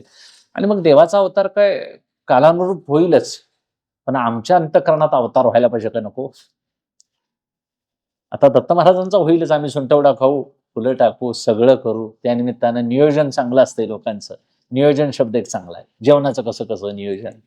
आता ते गुरुचरित्र पारायणाचं नियोजन कसं कोणी विचारित नाहीत, पण नियोजन मात्र जेवणाचं, आणि ते हलकं असता कामा नाही. गुरुचरित्राचं ते काय आम्हाला सांगायचं नाही म्हणते, ते तुमचं तुम्ही बघा. म्हणजे तुम्हाला ते किती वाचायचं ते तुमचं, ती पार्टी तुमची. आम्हाला बाहेरला काय कमी पडू देत नाही तुम्हाला. म्हणजे तुम्ही भजन चालवा, आम्ही तुमचं भोजन चालवतो म्हणणारी माणसं. आमची इच्छा काय, आम्हाला एक वेळ भोजन नसलं तरी हरकत नाही, तर तुम्ही सगळे कशाला या? भजनाला या. भोजन काय खाऊन मरायचंच आहे महाराज, आणि बिन खाताही मरायचंच आहे. शेवटी काय, नामस्मरण करत राहूया. नामसाधना आमच्याकडून पराकोटीची होऊ दे. नामसाधना कमी दर्जाची नाही महाराज, कमी दर्जाची समजतो तो मनुष्य अडाणी म्हणावा. नाव घेतल्या घेतल्या समोर महाराज उभे आहेत, स्मृतृगामी आहे देवता. कोणताही देव, नाम उच्चारिता कंठी पुढे उभा जगजेठी. विठ्ठल म्हटल्याबरोबर पांडुरंग परमात्मा हात जोडून पुढे उभा राहत असेल तर मग नामसाधना कमी कशी समजायची? तुम्ही कशासाठी म्हणा, भले सकाम म्हणा, पोटासाठी म्हणा, मोहानं म्हणा, कसं म्हणा, स्तोभम हेलन मेववा, की तुम्ही विनोदानं रामकृष्ण हरे म्हटलं तरी महाराज ते अपार पुण्य असावं लागतं. पुण्याशिवाय मुखात नाम येणंच शक्य नाही. आणि मग त्याला त्याच्या नामाचा अभिमान नाही का हो? नुसतं लग्नात बायको नाव घेते तर आम्ही कायमस्वरूपी महाराज तिचा सगळा खर्च चाललेला आहे. आणि मग तो आम्ही त्याचं कधी कधीतरी नाव घेतो तर तो का उभारणार नाही? तुकोबाराय तर असं म्हणतात, निजल्याने गाता उभा नारायण, बैसता कीर्तन करता डोले. तुम्ही निजून हरी हरी म्हटलं तर तो महाराज कुठं असेल तिथं नव्हे, तो कुठं नसतो, सगळीकडेच आहे सर्वागटी राम. तो लगेच उभा राहतो. तुम्ही निजून गायन करत असाल तर उभा नारायण, उभारतो तो. आणि मग जर बसून तुम्ही टाळ घेऊन टाळी वाजवत असाल देवाऱ्यासमोर, तुम्ही बसून घरात आहे त्या ठिकाणी ठाईच बैसून, तर तो बैसता कीर्तन करता डोले. तुम्ही बसून टाळी वाजून म्हणत असल्यावर तो डोलतोय, इकडं तिकडं घरात फिरतोय. मग अशी भावना, सद्भावना असताना जर नामजप घरात होईल तर मग तेची काशीपुरी तीर्थक्षेत्र, कुठं दुसरीकडे जायला लागतंय सांगा? म्हणून शुद्ध अंतःकरणानं आम्हाला साधना करता येते. साधनेनं देव उभा करता येतो. महाराज अनुसया माता, जिच्या स्वप्नात कधीही कुणाविषयीची दुष्ट भावना नाही, असं जिच्या नावातच सामर्थ्य आहे, अनसूया. आम्ही अनुसया म्हणतो. अनुसया हे मराठी आमच्याकडलं नाव आहे.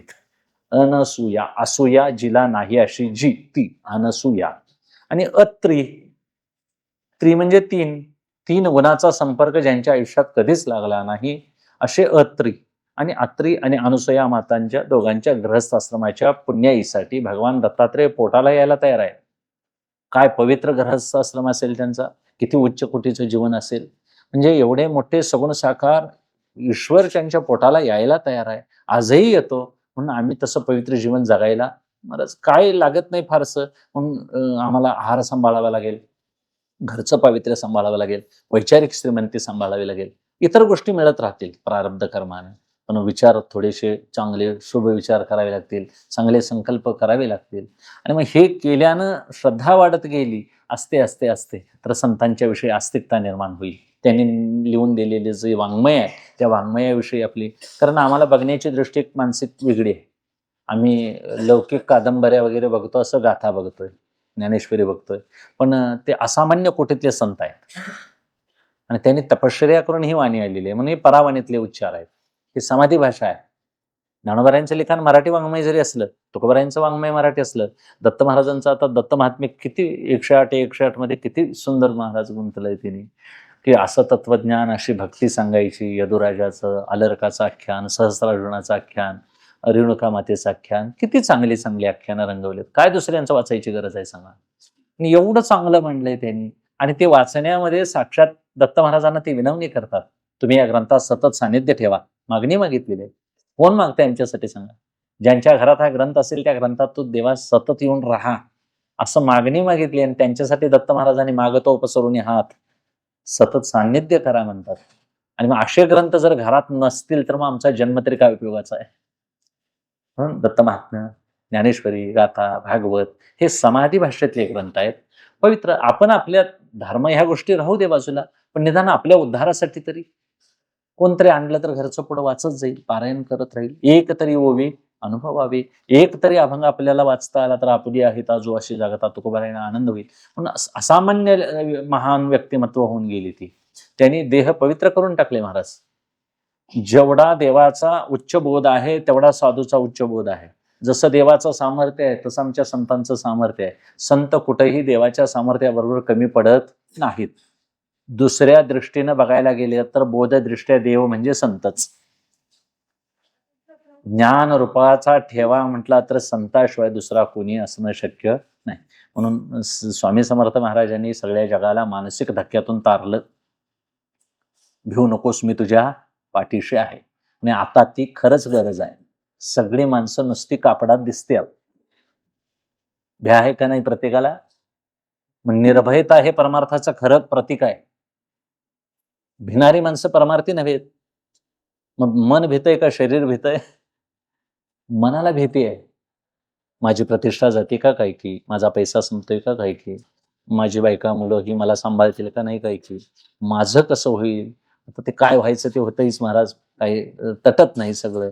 पण एक भीती आहे. आणि मग मन कुठंतरी असे आसरा शोधत आहे, कुठंतरी एखादा जागा शोधतंय. आणि ते जागा शोधून त्याला लपायला जागा उरत नाही. कारण हे सगळं माईक जगत आहे, सगळं भ्रमात्मक आहे, सगळी जाईल ती जागा भीतीचीच आहे. काळानं व्यापलेलं सगळं जग आहे. आणि मग त्या काळाचं ठिकाण नाही, असं एकच ठिकाण आहे, ते म्हणजे परमात्मा. तिथं गेलं तर ते स्थिर राहील आणि मग ते देवरूप होऊ शकेल. म्हणून देवाच्याच ठिकाणी ते मन लावलं पाहिजे. म्हणून प्रमुख आपण देव ठेवायला पाहिजे, प्रमुख संत धरायला पाहिजे आणि गौण प्रपंच ठेवायचा.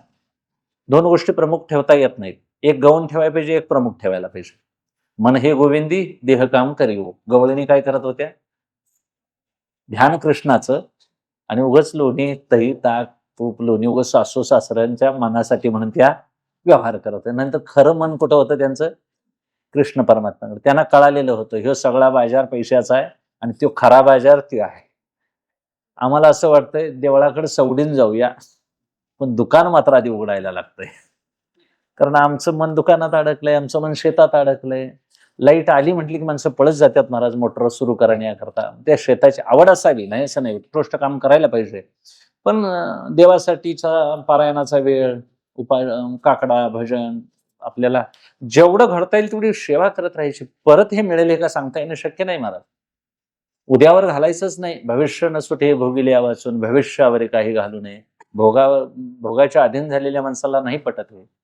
म्हणून हे सगळे अवतार आमच्या कल्याणाकरता झाले. नरसिंह सरस्वती स्वामींनी तर त्यांचं वर्णन टेंबे स्वामी करतात. दिगंबरा दिगंबरा श्रीपाद वल्लभ दिगंबरा. त्यांनी भजन आपल्याकरता दिले. आणि श्रीपाद राजम शरणम प्रपद्ये हा त्यांचा श्लोक आहे. म्हणजे कोणीकडून असे ना का असं नाम जप होत राहू दे. आणि आमच्या कोणत्याही संतांनी दत्त संप्रदायाला छेद दिलेला नाही. दत्त संप्रदायाचं तोंड भरून वर्णन केलेलं आहे. नाथ बाबाने तर दत्त महाराजांची केवढी नाही, दत्त महाराजांनीच नाथांची सेवा केली म्हणूया. जवळजवळ 36 वर्ष उपासना केली. 12 वर्ष चोपदारकीचं काम केलं दत्त महाराजांनी नाथांच्या वाड्यात. दासोपंतांच्या घरी गेले. नाथबाबांनी बोलवलं होतं नाथबाबांना दासोपंतांनी. त्यावेळी दत्त महाराजांनी दासोपंत सोंगटे खेळत होते म्हणे. नाथबाबांना बघितल्या बघितल्या दत्त महाराज अदृश्य झाले. दासोपंतांना असं वाटलं की महाराज ज्यावरती गेले त्यावरती नाथ महाराजांची पात्रता नाही दत्त महाराजांना बघण्याची, म्हणून दत्त महाराज काय झाले, निघून गेले. मग ते महाराज तुकोबा पांडुरंग परमात्म्याला कोणत्याही देवतेला अभिमान सोसत नाही. लाथा सोसल भक्ताच्या, काही कर दुसरं चालतंय, मार खाला तरी हरकत नाही, पण अभिमान मात्र मग राधा राणीचा सोसला नाही, इतरांचा अभिमान देव सोसत नाही, मग कसा भक्ताचा सोसेल. आणि मग दासोपंतांना नाथ महाराजांनी ती सगळी सेवा झाली. नाथ महाराजांनी आमंत्रण दिलं उत्सवाचं. दासोपंत आपल्या सगळ्या शिष्यासह आले. कुठं? पैठणला आले. आणि पैठणला आल्यानंतर नाथबाबांचं प्रवचन सुरू होतं आणि दासोपंत आपल्या शिष्यासह आले. दारात दत्त महाराज त्रिशूळ हारात त्रिशूळ घेऊन या करी उभा असे त्यांचे द्वारी. द्वारपाल म्हणून काम करत होते.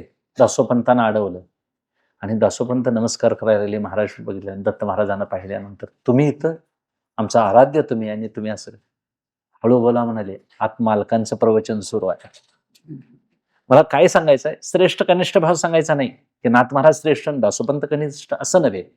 त्यांना असं सांगायचं आहे की ज्या नाथ बाबांच्या घरामध्ये भगवान श्रीकृष्ण परमात्मा, उद्धव, केशव आणि श्रीखंड्या असा 12 वर्ष 36 वर्ष भगवान श्रीकृष्णाने सेवा केली. पाणी भरलं, गंध उगाळून दिला आणि धोत्र वगैरे धुवून आणून द्यायची, देवाची उपकरणं विसळून द्यायची, गंध उगाळून द्यायचा आणि भागवत ऐकायला बसायचं. पाठीमागे नाथांची पूजा अर्चेची सेवा करण्याकरता 36 वर्ष ज्या महान देवदेवतेनं सेवा केली, ते 36 वर्ष ज्यांच्या घरात राबतात तिथं दत्त महाराज काय म्हणतील?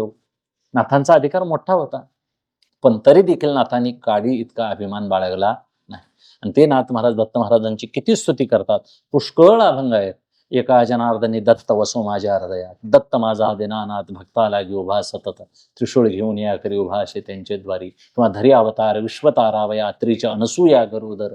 त्यांनी अतिशय सुंदर एका जनार्दनी पूर्ण अवतार. दत्त महाराजांच्या विषयी किती आनंदाने म्हणतात, पूर्ण अवतार आहे दत्त महाराज म्हणजे. आणि मग त्यामध्ये ब्रह्मदेवाचा अंश आहे, भगवान शंकरांचा अंश आहे, भगवान विष्णूंचा अंश आहे, विष्णू परमात्म्यांचा अंश आहे तो सत्वगुणी दत्त महाराज आहेत. ब्रह्मदेवाचा अंश आहे तो भगवान चंद्राच्या रूपात आहेत, आणि भगवान शंकरांचा अंश अवतार आहे ते दुर्वास रूपांचे अवतार. असे 3 देव मानतात. कोणी एकमुखी दत्त म्हणतो, काही असे नका, सत्व रज तम म्हणा, पण या 3 गुणात आले तरी त्रिगुणात्मक त्रयमूर्ती दत्त जाणा. तिन्ही गुणासह व्यवहार करतो, जगताची उत्पत्ती करतो, जगताची स्थिती पालन करतो, जगताचा नाशही करू शकतो, आणि एवढं करूनही आपण शिल्लक राहतो. दत्त हा जाणा. आणि हा शब्दांना नाही कळत. नेती नेती शब्दे न ये अनुमान, अनुमानानं देव नाही कळणार. म्हणून एवढं मोठं सामर्थ्य दत्त महाराजांचं वारकरी संप्रदाय तोंड भरून वर्णन करतो, ज्ञानोबाराय तोंड भरून वर्णन करतात. सगळे दत्तभक्त एकमुखानं महाराजांचा आज तागायत महिमा गात आहेत. आमच्यासारखे कीर्तनकार तर महाराज गणतीच नाही. किती किती दत्त दत्त म्हणत गेले त्या प्रवाहात वाहून असे दत्त महाराजांच्या मार्गानं.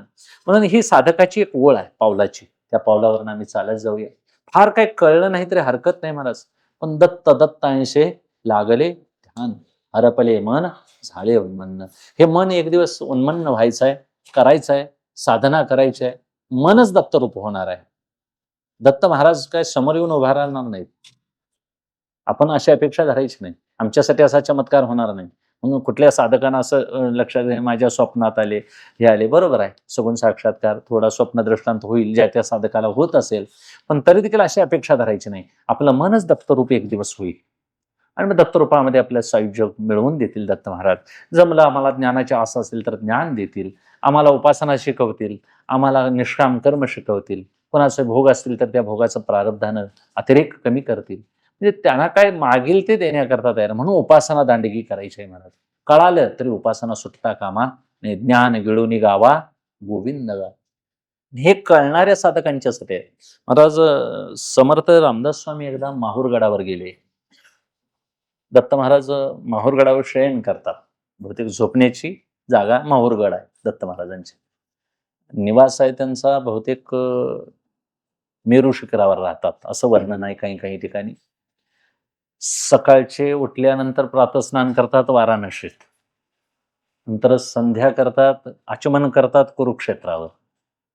नंतर सकाळची संध्या स्नानानंतरचा उपचार आहे तो केदार पर्वतावर करतात असं म्हणतात. त्यानंतर दुपारी 12ची भिक्षा काहीतरी कोल्हापूरला मागतात. गोदावरीच्या पंचाळेश्वरीला ती भोजन करतात. तांबूलचर्व ध्यान गाणगापुरात करतात गंधर्व पर्वतावर. सौराष्ट्र गुजरातामध्ये ते तांबूल भक्षण असे करतात. राक्षस भुवन बीड जिल्ह्यामध्ये आहे वर्णन. त्यानंतर दुपारच्या वेळेचा पश्चिम सागराच्या वेळी सायं संध्या करतात. संध्याकाळची संध्या पश्चिम सागराला आहे त्यांची. आणि त्यानंतर पुराण श्रवण नैमिषारण्यात करतात, जिथं नरनारायण ऋषी आजही आहेत. जे नरनारायण ऋषी अर्जुन आणि भगवान श्रीकृष्ण होऊन गेले ते आजही ते नैमिषारण्यात नरनारायण आश्रमात आजही ते तप करत आहेत. तिथं दत्त महाराज पुराण श्रवण करण्याकरता जातात आणि शेवट शयन करण्याकरता माहूरगडावर येतात. आणि माहूरगडावर शयन स्वारी आहे असं समर्थाना बोलताना एकमेकाच्या कल्याण स्वामी उद्धव स्वामी तिघेजण चालले होते. गेल्यानंतर गडावर मग आज म्हणाले इथं काय बघूया, तर सगळे ब्राह्मण लोक अनुष्ठानाला बसलेले होते. अनुष्ठानाला बसल्यानंतर एका ब्राह्मणाला विचारलं, हे का बसला तुम्ही? तर दत्त महाराजांची आम्हाला काय काय सगुण साक्षात्काराची इच्छा आहे, दर्शन व्हायचं आहे त्यांचं. आणि मग अनुष्ठान संपत आलं की मला दर्शन देतील. मग आता आयतं फळ मिळाले म्हणाले, काय वाईट आहे? समर्थांना आनंद वाटला रामदास स्वामींना. आणि उद्धवाला आणि कल्याण स्वामीला म्हणाले, बसा बाजूला, मीही मागे बसतो. आणि मग आत मंदिरातून तर दत्त महाराज अगदी आविर्भाव मूर्तीतून ध्यानस्थ. त्यांना दत्त महाराजांना राहवलं नाही, कारण समोर आलेली ही सगळी ब्राह्मण मंडळी त्याच्यापेक्षा योग्यता कोणाची आहे? समर्थांची. त्यांना बसवणं, उद्धवांना आणि कल्याण स्वामींना बसवणं, समर्थांना बसवणं हे माझ्या दृष्टीनं बरं नाही. लगेच महाराज त्यांनी एक चमत्कार मायारूपी एक हे रचलं. एक मलंग रूपाचं काय केलं त्यांनी? सोंग घेतलं पठाण रूपाचं. आणि एक मलंग वेशातला साधू बनले आपण. त्याच्याबरोबर एक त्यांची पत्नी, एक 5-6 बकरी, 5-25 कोंबड्या, एक रेडा, 3 मुलं. आणि तो सगळा गाडा भरून एका रेड्यावर तो यक्क्यात असा घालून बाजार समोर चित्र उभा राहिले. आले, त्या ब्राह्मणांचं अनुष्ठान सुरू आहे, लगतच तिथं सोडलं. ते सोडल्यानंतर तो मलंग ते आपल्या स्त्रीला म्हणतो, यहाँ हम हंडी पकाने का वाजता, भोजन करना है म्हणाले, खायचं आहे मला, भूक लागलेली आहे, भोजन पकायंगे. लगेच चूल मांडली दगडाची महाराज, हंडी ठेवली. मग म्हणाले हंडी भरायला पाहिजे. मग म्हणाले काय करणार जेवण? काय नाही म्हणाले, कोंबड्या कापून टाक. तर ते ब्राह्मण महाराज हे सगळं बघितल्यानंतर, कारण सविकल्प समाधीला बाह्य विक्षेप थोडासा लगेच महाराज प्रतिबंध करतो. आम्हाला भजनात कोणी टाळ वाजवला तर लगेच बाहेर माणसं बघतात. म्हणजे विक्षेप केवढा असतो. लगेच तो कोंबड्या कापायला टाकायला सुरुवात केल्यानंतर महाराज हंडी भरी नाही म्हणाले. ते अजून हंडी भरलेली अभि भरी नाही म्हणाले. मग म्हणाले बकरी कापून टाक. महाराज बकरी कापून टाकली. हे सगळं ब्राह्मण बघायला लागले. बरोबर, आता ते ब्राह्मण असल्यामुळे थरथरायला लागले, कारण हंडा तरी बारका, 5-25 कोंबड्या टाकल्या तरी भरला नाही, बकरी 6-5 कापून टाकली नाही भरलं. तर म्हणाले आता मुलं कापून टाक म्हटल्यावर मग महाराज पाचावरच धारण बसली. आता ही मुलं पोटची कापून टाकतो म्हटल्यावर काय? ते टाकून झाल्यानंतर म्हणाले मग आता अजून हंडी भरी नाही म्हणाले, मग काय करा? मग रेडा कापून टाक म्हणाले. रेडा काट कर डालो, टाकला, तरी सुद्धा भरलं नाही. ब्राह्मणांना मग राहवलं नाही. ते डोळे जे अर्धोन्मिलित झाकलेले होते ते पुराच उघडले त्यांनी. आता म्हणाले काहीतरी विचित्र आहे. आता मग काय भराय नाही म्हणाले, अजून भरायचं. मी हे ब्राह्मणांना धर म्हणाले कापून टाकायचं. महाराज मला हे सांगायचं काय, देह तादात्म्य धरून आम्ही उपासना करतोय, करायला पाहिजे, बरोबर आहे. तादात्म्य सोटत नाही आमचं, आम्ही संसारी माणसं आहे. महाराज ते ब्राह्मणांना कापून टाक म्हणे सगळ्यांनी गोमुखी माळा सगळं टाकलं आणि पळायला सुरुवात केली. महाराज फक्त तिघेजणच उरले, कल्याण स्वामी, उद्धव स्वामी आणि समर्थ महाराज. तिघेजण उरल्यानंतर मग म्हणाले सगळे ब्राह्मण पळून गेले. 2 छोरे 2 मुलं आहेत म्हणाले, आणि एक साधू आहे. तर म्हणाले उद्धव महाराजांच्याकडे जा. पहिला छोरा काटकर आलो म्हणाले. जाऊन त्यांनी उद्धवाची शिंडी धरली. महाराज त्यांनी मानच पुढे केली. काप म्हणाले. आता ज्यांचा शिष्य महाराज एवढ्या बोधावर आरूढ झालेला, त्यांना कळणार नाही कोण आलंय ते.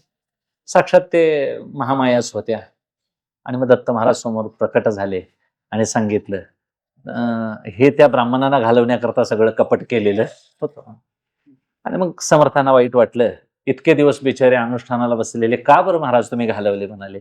नाही म्हणाले, त्यांची अजून योग्यता आलेली नव्हती, म्हणून मी त्याला, म्हणजे देहावर प्रेम राहून आम्ही उपासना करतो, मग तो देह आराम उपासना असावी अशी धरून उपासना केल्यानं आपल्याला काय फळ मिळणार. ते उठून गेलेले. मग समर्थ म्हणाले, नाही, त्या ब्राह्मणांना पण आपण बोलवून घेऊया. मग त्यांना समर्थाने अनुग्रह दिला, त्यांची योग्यता केली आणि मग दत्त महाराजांचं त्यांना दर्शन झालं. म्हणजे कोणताही संप्रदाय असू दे, त्या संप्रदायामध्ये दत्त महाराजांनी प्रवेश केला नाही असा संप्रदाय नाही. त्या निमित्तानं महाराज, पवित्र मार्गशीर्ष महिना आहे, अगदी 3 रूपात बालरूपात दर्शन होणार. अनुसया मातेचं, कौशिक ऋषीचं, मोठ्या मोठ्या त्या चरित्र आहेत पतिव्रतेची. ह्या चरित्रातून आपल्याला कथा ऐकायला मिळते. अगदी मासानाम मार्गशीर्षोहम, भगवान श्रीकृष्णाची विभूती असलेला हा महिना आहे, पवित्र महिना आहे. म्हणून एक ब्रह्माची रूप दोन सांगतात, एक व्यक्त अव्यक्त, मूर्त अमूर्त, काही असे ना का, पण ते अमूर्त असलेलंच मूर्त रूपाला येतं, अव्यक्त असलेलंच व्यक्त रूपाला येतं, अज असणारच पुढं मनुष्य रूपात तुम्हाला आम्हाला दिसतं. तसं दत्त महाराज त्या निमित्तानं अवतार घेतील. पवित्र असा काळ आहे. उपवास राहून आम्हाला तो दिवस फुलं टाकण्याला मिळतो, हे आमचं भाग्य आहे. आणि असं अनंत काळापासून चालत आलेलं आहे. म्हणून आजही दत्त महाराजांची उपासना अखंडित सुरू आहे. अखंडित करत राहायचं प्रत्येकाने. जे जे दत्तभक्त असतील, पांडुरंगांची आपली वारकरी संप्रदाय असेल, करत राहतो महाराज. गुरुवारचा केवढा गुरूंचा महिमा मोठा मांडलाय आपल्यामध्ये. गुरु म्हटले की दत्त महाराजच आठवणीत येतात. मग त्या काळामध्ये सगळ्यांना सार्वकालिक गुरु म्हणून भगवान दत्तात्रेयांची उपासना केली. नंतर नंतर आपापल्या गुरूंची उपासना करायला काय हरकत आहे. धनकवडीकर महाराज म्हणतात, जुन्या काळात गुरूंची चरित्र लिहिलेली नव्हती, पण सगळ्यांनी आपलं साईनदेवाने आपलं मांडलेलं चरित्र, आपलं सिद्धनामधारके वाचायचं. ते हे सरस्वती गंगाधरांनीच बहुतेक लिहिलेलं आहे. नामधारक त्यांचंच नाव आहे. हेतू काय, आता आपल्या गुरुचं चरित्र आम्हाला माहिती आहे. ज्ञानोबा आपल्या गुरुचं वर्णन करतात. सकळ ही तीर्थे निवृत्तीचे पायी ते बुडी देई माझ्या मना. निवृत्तीनाथ दादा मला गुरु भेटले, माझं कल्याण झालं म्हणतात. ज्ञानदेव म्हणे, तरलो तरलो आता उद्धरलो गुरु कृपे. सद्गुरु सारिका असता पाठी राखा, इतरांचा लेखा कोण करी. तुकोबाराय आपल्या गुरूंचं वर्णन करतात. सत्य गुरु राय कृपा मज केली, परी नाही घडली शेवा नाही. हेतू काय, तोच पांडुरंग आहे, तोच गुरु रूपाने येतो. म्हणून आपण असं त्याच्याविषयी भेद न मानता, वेगवेगळा त्याच्याविषयी अपपाठ न करता, गुरु हाच देव आहे. आणि जिथं गुरु येतो त्यावेळी ज्ञानदान देतो. आणि देव आहे तिथं मग ज्ञानदान देता येत नाही. देव कर्मानुसार फळाचा हिशेब देणार आहे. आणि गुरु मात्र काय करतील, कर्मात तुमच्या ढवळाढवळ करणार नाहीत, मात्र तुम्हाला ज्ञान देऊन मुक्त करतील. म्हणून ज्ञान देण्याकरता त्यांना गुरुत्व स्वीकारावं लागतं. म्हणून माझ्या विठोबाचा कैसा प्रेमभाव, आपणची देव होई गुरु. जमलं तर पांडुरंगच तुमचा गुरुकृपेचा भार घेईल. तुम्हाला गुरु शोधायची गरज भासणार नाही. म्हणून आपली पूर्वतयारी पाहिजे. कागदपत्र तयार असले काम होतंय.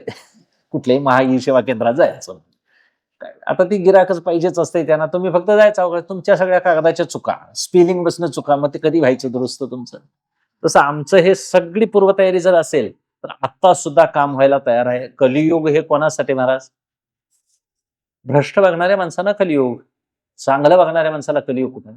बरं, कलियुग कलियुग म्हणायचं त्यातच छत्रपती होऊन गेले नव्हे, त्यातच ज्ञानोबराय होऊन गेले नव्हे. आता एवढे मोठे महापुरुष संत जे होऊन गेले, मग कलियुगाच्या काळात त्यांनी काळ बदलला नाही? सत्ययुग ज्ञानोबरायांनी मागे आणलं नाही आपल्या वागण्यानं? छत्रपतीने आपल्या वागण्यानं कितीच धर्माचं राज्य उभा केलं. अशा पुरुषांनाच योग पुरुष म्हणतात. योग पुरुष म्हणजे नाव प्रसिद्ध झालं म्हणजे योग पुरुष नव्हे. मागल्या युगाची नांदी आता परत आणणं एवढं सामर्थ्य ज्यांच्या वागण्यात आहे त्या योग पुरुष म्हणतात त्या पुरुषाला. म्हणून छत्रपती युग पुरुष होऊन गेले, धर्मराजा युग पुरुष होऊन गेले, ज्ञानोबराया युग पुरुष होऊन गेले. पूर्वीच्या राजानं जसं आचरण धर्माने केलं तसं आचरण छत्रपतीने केलं, म्हणून युग पुरुष म्हणतात. आणि म्हणून चांगलं वागणाऱ्या माणसाला आजही महाराज रिझल्ट चांगले येतात. सेवा करत राहायचं, नामसंकीर्तन करत राहूया. आजीवन असं जीवन नामसाधनेमध्ये आपलं जावावं. म्हणून अज्ञानाचा अंधार आहे आपल्या अंतःकरणामध्ये. देवावर आवरण नाही, आवरण आहे आमच्या बुद्धीत. दोष आहे बुद्धीत. पुढं चांगला सूर्य चंद्र एकाला पिवळा धमक दिसायला लागला, रात्री बाहेर जाऊन बघायला लागल्यावर. दुसरी लोक म्हणायची पांढरं शुभ्र चांदण आहे, चंद्र पांढरा शुभ्र दिसतोय, हे पिवळं असं का म्हणतोय? तर ह्याला कावीळ झालेली होती हो. मग आता ह्याला शेनगावला पाठवायला पाहिजे. म्हणजे चंद्रात दोष आहे का ह्याच्या डोळ्यात दोष आहे? उपाधीत दोष आहे, स्वभावात दोष आहे, देवात बदल नाही. स्वभावानं लोक चुकीचं वागतात, स्वरूपानं वागत नाही. स्वरूप सगळ्यांचं सारखंच आहे. स्वभाव अंतःकरणात असणाऱ्या गुणाच्या अतिक्रमणावर अवलंबून आहे. सत्वगुण असेल तो परमार्थ करेल, रजोगुण आहे तो हव्यासानं प्रपंचात राहील, तमोगुणी आहे तो आळसात अज्ञानात पडून राहील. आता ज्याची त्याची फळ जो तो भोगेल. जो क्रियाकलाप जो वाढविल, थोडा थोडा थोडा व्याप वाढविल, वैभव भोगेल, व्याप अति करेल, संतापात जाईल. सत्वगुणी आहे तर ज्ञान साधना करण्याकरता जाईल. शेवटी काय, विवेक जागृत व्हावा, तरतम भाव कळावा, खरं खोटं कळावं. आणि विवेक जागृत झाल्याशिवाय वैराग्य कामाला येत नाही. म्हणून विवेक जागृत व्हावा, खरं खोटं कळावं. एक टिकणार आहे ते देवाचं नाव आणि देव, दुसरं काही टिकणार नाही. तू काय म्हणे, तू चिखरा येर वाऊगा पसारा. आणि असा पसारा कळला एकदा की मग तो पसारा वेळच्या वेळी आपला आटोपला किंवा आहे असा टाकून सोडून जर गेला आणि शेवटी जावं लागेल, काळ आम्हाला घेऊन जाणारच आहे, आमच्यासाठी काय तो थांबणार नाही. म्हणजे एखाद्या पसाऱ्यात अंगठी पडावी आणि मग शोधायला सुरुवातीला माणसं अशी काय करतात, तो पसारा तेवढा बाजूला टाकतात. आणि अंगठी गावली की मग पसारा ठेवीत बसतात, काय निवांत बसतात, कवा तरी लावाईल, महत्वाचं झालंय म्हणतात. हेतू काय, आपलं काम झालं, महत्वाचं आहे ते व्हावं. म्हणून प्रमुख प्रधान देव ठेवावा. धनदारा पुत्रजन बंधू सोयरे पिशून, सर्व मिथ्या हे जाणून जाणायचं. ढकलून घालवायची नाहीत घरची माणसं, ती जेवाय वाढणार नाहीत मग आम्हाला. मिथ्या आहेत, ही खुळे आहेत असं सांग, तू एक शान आहेस असं काय. हे काय महाराज प्रतिमा माणसं तयार करतात. मी एक परमार्थी आहे, मी एक वेगळा आहे, माझं जेवण वेगळं असतंय, मी कोणाला स्पर्श करत नाही. हे हे हे मूर्खपणा म्हणायचा. ह्याच समाजात राहायचं. आपलाच समाज आहे, सगळी आपलीच माणसं आहेत, यांना कुठं ढकलून नाही घालवायचं. आणि ही साधना करताना प्रत्येकाबरोबर जर मत्सर करत राहिलो तर मग प्रत्येक भूतातला भगवंत नाही कळणार, प्रत्येकाचा द्वेष केल्यासारखं होईल. म्हणून जे जे भेटे भूत ते ते मानिजे भगवंत. भगवान दत्तात्रेयांनी सगळ्यांना गुरु केलं महाराज, सृष्टीच गुरु करून टाकली त्यांनी. 24 गुरु केले. ते म्हणाले, गुरुसे आले अपार पण जग संपूर्ण गुरु दिशे. कन्या कुमारी काकणं महाराज वाजा लागली. एक लग्नासाठी महाराज तिला बघण्याकरता आलेले होते. पाहुणे बाहेर बसले, बाहेरल्या सोप्यात. दत्त महाराजांच्या 24 गुरु संवादात आहे ते. ती कुमारी काय करते, आई बाहेर गेलेली असते, वडील हजर नसतात. आता साडी कांडाय पाहिजे, भात कांडून परत त्याचं तांदूळ मग भात करून तिला ती जेवाय वाढणार असते. आणि त्यावेळी मग ती मुसळ हातात घेते, त्यावेळी काकणं हातात असतात. आता मग काकणं सगळीच काढावी तर अपशकुन आहे, ठेवावी तर वाजतात, कारण बाहेरल्या पाहुण्याला कळल, होणारी नवरीच साडी कांडतीने आम्हाला करून घाला लागली आहे. म्हणजे इकडं तिला प्रतिष्ठाही राखायची आहे, धर्मही सांभाळायचा. महाराज तिनं 2-2 काकणं काढली असते. शेवटी 2च राखली, ह्या हातात 2 आणि ह्या हातात 2. तरी देखील तो आवाज यायला लागला. तिला कळालं 2 असतोय तिथं आवाज होतोय, म्हणाली एक एक एक एक काढला. आमच्या घरात आवाज आहेच की, नुसता आवाज नाही, दंगा आहे महाराज. तांबे सुद्धा चेपल्यात, भांडणातला ही तांबे. असं विचारायला लागते बघा, एवढं भांडण आहे. तर एक एकच राखलं म्हणजे अद्वैतात दंगा नाही, अद्वैतात सुख आहे. अद्वैत म्हणजे एक. एक तरी का म्हणायचं, दुसरं नाही म्हणून एक म्हणायचं, नाहीतर त्याला एक सुद्धा म्हणता येत नाही. एकमेवा अद्वितीय, ज्याच्यासारखं दुसरं कोणीही नाही. म्हणून दत्त महाराजांच्या सारखा दुसरा कोणीही नाही. तोच दत्त महाराज मीच आहे असं प्रत्येकाला कळणं, हेच आपलं स्वरूपाला जागं होणं असं आहे. आणि अशा पद्धतीने जागं होणं, म्हणून अनुसया मातेला म्हणाले ते, मीच तुमच्यासारखा मला पुत्र व्हावा असं म्हणते ना येते. त्यावेळी म्हणते माझ्यासारखा मीच आहे, मला दुसरं होता येणार, मीच तुझ्या पोटाला येतो माते. कारण त्या जन्मामध्ये त्यांना पुत्र संतती नव्हती त्यांच्या कुंडलीमध्ये. अनुसया मातेला आणि अत्रे महाराजांना मुलगा होणार नव्हता असं वर्णन आहे पुराणामध्ये. आणि मग दत्त महाराज साक्षात मी तुमच्या पोटाला येतो म्हणाले. आता देव येतो म्हटल्यावर मग त्याला नवग्रह त्याच्या पायात आहेत. आता हे ग्रहाचं त्रास कुणाला, तुमच्या आमच्या. कुंडली देवाची बघते. आता ग्रहाचा दोष माणसाच नाही का, देवाला सावली नसते, देवाचे पाय टेकत नाहीत, देवाचं शरीर हलकं असतं, वायुरूप असतं, देवाच्या शरीरातून आरपार प्रकाश जाऊ शकतो, देवाला भूक तहान निद्रा वगैरे काही नसतं, देवाचं बळ अपार असतं, देवाला घाम येत नाही, देवाला काही गोष्टी संकल्पानं होऊ शकतात. त्याला अमृत प्यावं लागत नाही, काही खावावं लागत नाही. तुम्हा आम्हाला जर असं थकवा आला की काहीतरी सरबत पी, इनो पी, पचना झालं तर महाराज गोळ्या खा, असा आम्हाला रोगराई आहे. मारुतीरायाने एवढं वन खाल्लं, अशोकवन. कुठं पोटगच्च झालंय म्हणून पुराणात लिहिलंय वर्णन नाही महाराज. अपार सामर्थ्य म्हणून देवाचं देवत्व हे लीला विग्रह. ते ब्रह्मदेवाला देखील ती खोड कळणं शक्य नाही. म्हणून देवाचं देवत्व हे आमच्यासारखं शरीर नाही देवाचं. आमचं शरीर नाशवंत आहे. आम्हाला कर्माचा माग काय आहे दाब आहे. देवाला कर्माचा बंधन नाही. देवाला कोणत्याही रोगराईचं बंधन नाही, भीती नाही. आणि मग ही घोंगडी चांगली आहे, शुद्ध सत्वगुणाची आहे. कान्होबा तुझी घोंगडी चांगली. आमची घोंगडी मात्र नवाठाई फाटलेली आहे. नवद्वारे पुरे देही नैव कुर्वन्न कारयन्. अशी नवीन भोका येते आमच्या शरीराला. देवाला मात्र असं कुठेही नाही. देवाचं शरीर सुगंधमय आहे. देवाच्या करण्यामध्ये अकर्तुम शक्ती आहे. अन्यताही करू शकतो.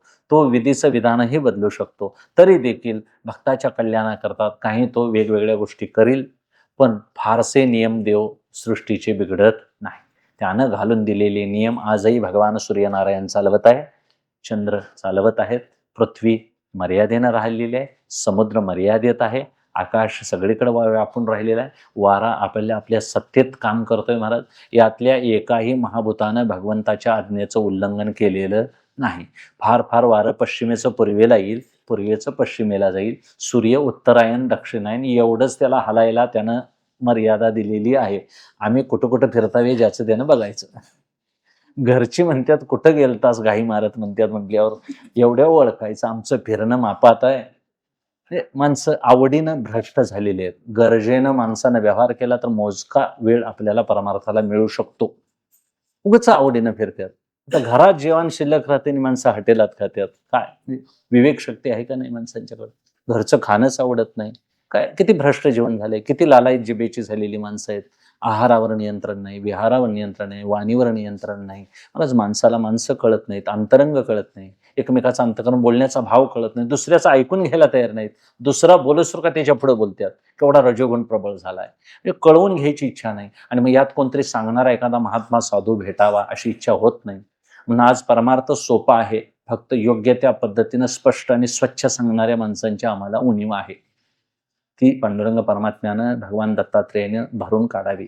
असा सांगणारा एखादा भेटावा, कळावं. संकल्पना साध्या आहेत. तो जीव ब्रह्म ऐक्य होणारं ज्ञान मोजकं आहे. खरं लिहिल्याला गराडा झालाय जास्त या ग्रंथांचा, आणि नेमकं काय वाचायचं हेच आम्हाला कळेनसं झालंय. म्हणून अगदी प्रपंचात गोष्टी केवढं जेवणाला केवढं लागतंय हो. एक गहुनी प्रकार 9. आता उगत चपात्या करून जर भागत असेल तर कशाला पुऱ्या लाटत बसायचं, तळत बसायचं, इकडे एक चूल तिकडे एक चूल आणि हे नाही तळत बसायचं. त्याच्यापेक्षा भोजनाला लागते तेवढं खायचं. आपला वेळ निर्वाहापुरते अन्नाच्छादन. वेळ आपल्याला परमार्थाला मिळावा एवढा मी मोजका परमार्थ करूया. वेळ कमी आहे म्हणजे प्रवचनाचा नव्हे, आयुष्याचा. आयुष्य जात आहे काळ जपतसे महा. आमच्या ह्या सगळ्या संप्रदायाची एकवाक्यता सगळ्या संतांनी केलेली आहे. श्रीपाद स्वामींचा जप केला तरी चालतो, स्वामी समर्थांचा जप केला चालतो, गोंदवलेकर बाबांचा केला चालतो, श्रीराम जय राम जय जय राम चालतो, ओम नमो भगवते वासुदेवाय चालतो.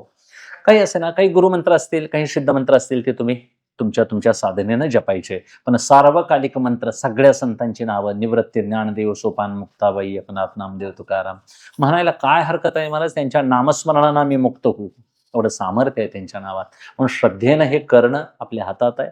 म्हणून 80 या काजा लागी अवतरे मी युगी युगी, हेच ओळखेतो जगी विवेकिया. अशा कामासाठी मी अवतार घेतो, दुष्टांचा नाश करतो. आणि ते सामर्थ्य त्याचा अपार आहे. कितीही बुद्धिमान असू दे. हिरण्यकश्यप केवढा बुद्धिमान होता, पण चतुरातु शिरोमणी, त्याला सुद्धा उंबरेवर घेऊन देवानं काढलंच महाराज.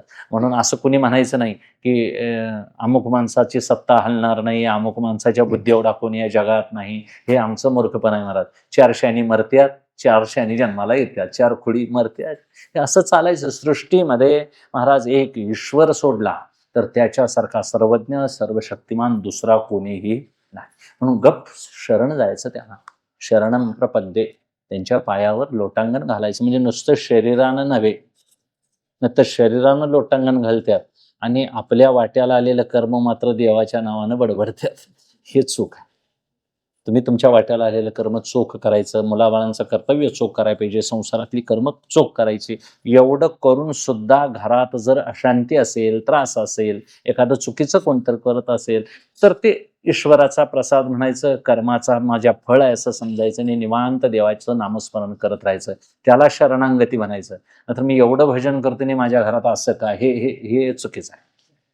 मी प्रवचन करून गेलो आणि घरात माझ्या कायम असं चांगलंच राहायला पाहिजे असं मी जर म्हणत असेल तर तो परमार्थाचा पराभव. ही अपेक्षा धरायची नाही. परमार्थी माणसानं घराचं चांगलं व्हावं, तिजोरीत पैशान भरावी, हे हे हे वाचून ते मिळत नाही. कारण हे वाचायचं तर ते सोडायला लागतंय. ते सोडल्याशिवाय इकडे येत नाही. महाराज सीतामाता पंचवटीमध्ये असताना सोन्याच्या चोळीची इच्छा झाली घालायची. मला सांगायचं एवढं का सांगायचं, वैराग्य विवेक टिकत नाही माणसाचा. सीतामाता म्हणतात मला सोन्याच्या चांबड्याच्या हरणाची चोळी करून पाहिजे. आता त्याच्यासाठी सीतामाता काय करते, रामप्रभूंना पाठवते. बघा मी आतापर्यंत हरिणासला पाहिला नाही, आता आदिमाया आहे, तिनं सगळं जग निर्माण केलंय, ती म्हणते मी असा हरिण पाहिला. म्हणजे केवढी बुद्धी, केवढा विकल्प येतो बघा. त्या हरणाच्या मागे देवाला घालवून देते. तोपर्यंत लक्ष्मणालाही ती दुरुत्तर बोलते आणि नको नको ते बोलल्यावर लक्ष्मण भाऊजींना ते सहन होत नाही, निघून जातात. तरी जाताना लक्ष्मण रेषा मारतात. साधूच्या रूपात रावण येतो, अपहरण होतं. आता सीतामाता कुठं आहे हो, लंकेत आहे. आता ती लंका सोन्याची आहे. ज्या झाडाखाली बसले ते अशोकाचं झाड आहे. त्या अशोकाच्या झाडाखाली बसलं की शोक होता कामा नाही. तिथं ती रडायला लागलेली आहे. कशासाठी, देव माझ्या जवळ होता तो गेला म्हणून. मला सांगा सोनं पाहिजे ते देवानं सोनं दिलंय का नाही आता? माझ्या हिशोबाने मी काय टेलर नाही सोडा, 100 ग्रॅम सोन्यात झाली असती चोळी. टनान सोनं आहे तिथं बसली, आता म्हणती देव नाही. आता मग सोनं मागितलंस तर देव नाही, देव पाहिजे होता तेव्हा चोळी नव्हती. मग आता असं काहीतरी आपण ठरवायला पाहिजे. मला देव पाहिजे असेल तर मला सोनं नाणं घेता येणार नाही. देव एका मेहनात कशा 2 तलवारी बसतील नाही. सीतामातेचं हे उदाहरण असं का पटवून घ्यायचं आपण, की एवढ्या विकल्पानं ती इच्छा निर्माण होते आणि इच्छा निर्माण झाली की मग देवाला जवळ बसलेला देव सीतामातेनं घालवलेला आहे. काय देव त्याचा ते उठून गेलाय? मग आता त्याला उठवून घालवल्या चूक सीतामातेची का देवाची? तसं आम्ही सुद्धा काहीतरी करतोय थोडंफार आणि मग असलेला जवळचा देव उठवून घालवायचा आणि कसा आम्हाला टाकून गेला रामाविन माझं चैन पड्यान. मग हे नुसतं भारुड म्हटल्यासारखं होतंय. खरी संगती देवाची मागं आमच्या कायम देव झोपेतही आहे, जागृतीत आहे, स्वप्नात आहे आहे आहे आहे. फक्त आम्ही वृत्ती विषयाकडे लावतो आणि मागं वळून कधी बघायला तयार नाही. पुढं आहे लंका, मागं आहे देव. मागं वळून बघू तर सुखाच्या साम्राज्यावर आहे.